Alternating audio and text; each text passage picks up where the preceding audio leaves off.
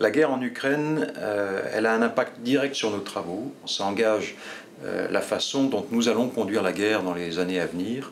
Et il y a beaucoup d'enseignements très riches pour nous à observer avec ce qui se passe en Ukraine. Je suis le colonel de Malessi, je suis le représentant national de l'état-major des armées et de la France auprès du commandement allié pour la transformation ACT.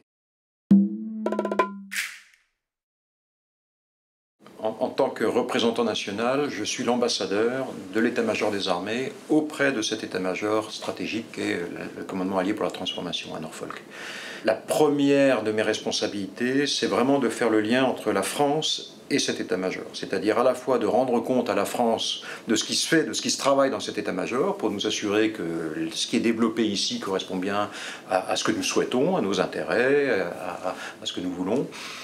Et en sens inverse, donner à l'état-major de l'OTAN ACT les positions françaises quand il y a lieu, quand il y a des sujets sur lesquels nous voulons faire savoir ce que nous pensons.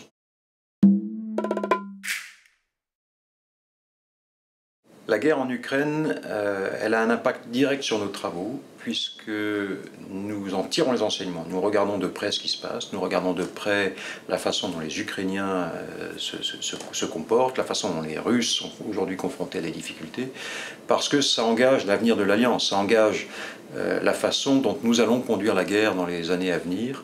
Et il y a beaucoup d'enseignements très riches pour nous à observer avec ce qui se passe en Ukraine. Et nous travaillons sur l'Ukraine tous les jours.